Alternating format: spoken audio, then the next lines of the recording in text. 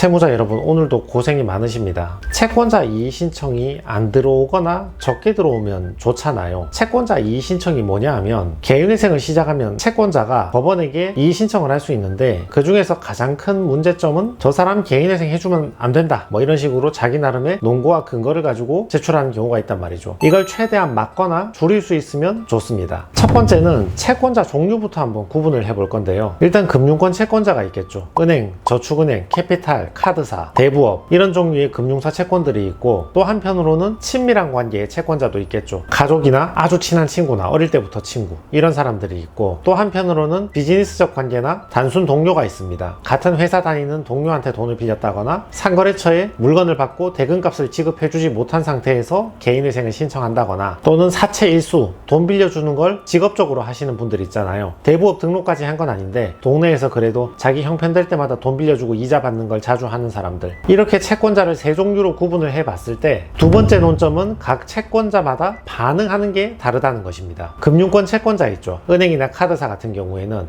생각보다 고소고발 같은 것은 적게 합니다. 이의 신청은 제출할 때가 많은데 고소고발까지 나가는 경우는 적거든요. 변호사 입장에서 봤을 때 의외로 적습니다. 이 정도면 사기가 성립할 만도 한데, 고소를 할 만한데, 금융사 입장에서는 적극적으로 고소를 하진 않거든요. 정책적으로도 고소고발을 너무 남발하면 법원이 주관하는 개인회생 제도가 위축될 수 있으니까 그런 것도 있겠지만, 또 한편으로는 그 담당자 입장에서도 어차피 추심하는 사람은 추심만 하면 되는 거고, 개인회생 시작되면 법무팀으로 넘기면 끝이니까, 자기 돈 빌려준 것도 아니니까 더 이상 죽자고 덤빌 이유도 없는 것이죠. 그리고 친밀한 사이 있죠. 친구나 가족이나 아주 오래전부터 알던 친구, 이런 경우에는 크게 문제 삼을 가능성이 없죠. 채무자 입장에서도 개인회생에 채권자 목록에 넣었든 안 넣었든 간에 형편되는 대로 내가 알아서 돈 벌어서 수시로 갚아줄 생각이고, 그들 입장에서도 당장 돈을 달라는 것도 아니고, 오히려 그 친밀한 사람들이 개인회생 알아보라고 먼저 권유해주는 경우도 많으니까 이런 경우도 큰 문제가 되지 않습니다. 근데 단순 동료나 비즈니스적 관계, 여기에서 문제가 많이 생기거든요. 예를 들어 내 직장 동료한테 돈을 빌렸는데 둘 다 대기업을 다니고 있으니까 저 사람 신용을 보고 이 정도는 갚아주겠지 하고 2, 3천을 빌려준 겁니다. 그리고 빌릴 때도 주식 코인 한다고 말을 한 게 아니니까 적당히 둘러대고 병원비가 필요하다, 뭐 갑자기 전세금 빼야 되는데 돈이 부족하다, 적당한 명목을 둘러대고 빌린 것이니까, 저 채권자 입장에서는 내가 돈을 갚을 수 없는 형편이 되었다는 것에 대해서 전혀 모르는 경우가 많습니다. 채무자께서도 아직 전혀 설명해주지 못한 경우도 많이 있거든요. 상거래처도 마찬가지죠. 개인적으로 친밀한 상거래처라면 내가 힘든 것을 알고 있었겠지만, 그게 아니라 그냥 업무적으로만 거래했던 상거래처라면 마지막 물건을 납품하고 당연히 물건값을 받을 줄 알았는데, 저 거래처가 힘들다는 걸 전혀 눈치를 못 채고 있었는데 갑자기 개인회생 신청해버리고 돈을 갚을 수 없다, 이렇게 나오면 굉장히 당황하거나 배신감을 느끼는 경우가 많이 있죠. 일수사채하는 사람들도 마찬가지죠. 돈 빌려주고 높은 이자를 받으려고 했는데 이때까지 상당한 이자를 받았다면 다행인데 마지막에 목돈 빌려주고 전혀 변제받지 못하였다, 이런 경우에는 화를 내는 경우가 많이 있죠. 세 번째는,